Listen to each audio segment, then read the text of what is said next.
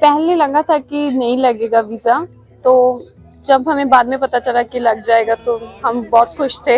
ਤੇ ਆਪਾਂ ਇੰਡੀਆ ਦਿੱਲੀ ਤੋਂ ਆਏ ਹਾਂ ਤੇ ਬਹੁਤ ਜ਼ਿਆਦਾ ਮੁਹੱਬਤ ਮਿਲ ਰਹੀ ਹੈ। ਪਾਕਿਸਤਾਨ ਆਏ ਹਾਂ ਕਿ ਜਿੰਨਾ ਬੰਦਾ ਨੇ ਸੋਚਿਆ, ਜਿਵੇਂ ਆਪਾਂ ਸੋਚਿਆ ਸੀ ਕਿ ਵੀ ਪਾਕਿਸਤਾਨ ਦੇ ਬੰਦੇ ਬੜਾ ਪਿਆਰ ਕਰਦੇ ਨੇ ਸਾਡੇ ਭਰਾ, ਮਗਰ ਉਸ ਤੋਂ ਵੀ ਦੁੱਗਣੀ ਰਿਸਪੈਕਟ ਜੋ ਇਹ ਦੇ ਰਹੇ ਨੇ।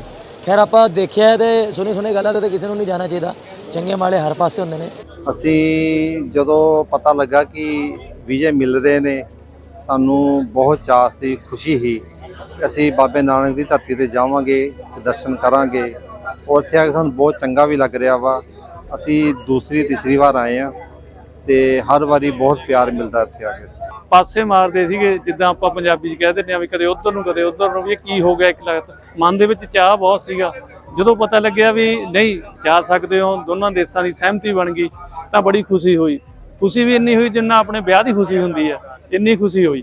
ਮੇਰੇ ਆਪਣੇ ਬੱਚੇ ਕੈਨੇਡਾ ਰਹਿੰਦੇ ਆ ਤੇ ਮੈਂ ਸੋਚਿਆ ਵੀ ਨਹੀਂ, ਮੈਂ ਪਾਕਿਸਤਾਨ ਜਾਣਾ। ਪਾਸਪੋਰਟ ਤੇ ਪਹਿਲੀ ਜਿਹੜੀ ਮੋਹਰ ਜਾਂ ਪਹਿਲਾਂ ਜਿਹੜੀ ਮੇਰੀ ਹੋਈ ਆ ਇੱਧਰ ਨੂੰ ਵੀਜ਼ਾ ਮਿਲਿਆ ਤਾਂ ਪਾਕਿਸਤਾਨ ਦਾ ਮਿਲਿਆ। ਔਰ ਨਨਕਾਣਾ ਸਾਹਿਬ, ਪੰਜਾ ਸਾਹਿਬ ਸਾਰਾ ਦੇਖਾਂਗੇ, ਆਪਣੇ ਭਰਾਵਾਂ ਨੂੰ ਮਿਲਾਂਗੇ। ਬੜੀ ਖੁਸ਼ੀ ਹੋਈ ਹੈ, ਬਹੁਤ ਜ਼ਿਆਦਾ ਅੱਛਾ ਲੱਗ ਰਿਹਾ। ਇੰਨਾ ਪਿਆਰ ਮਿਲਿਆ, ਬਹੁਤ ਜ਼ਿਆਦਾ ਪਿਆਰ ਮਿਲਿਆ।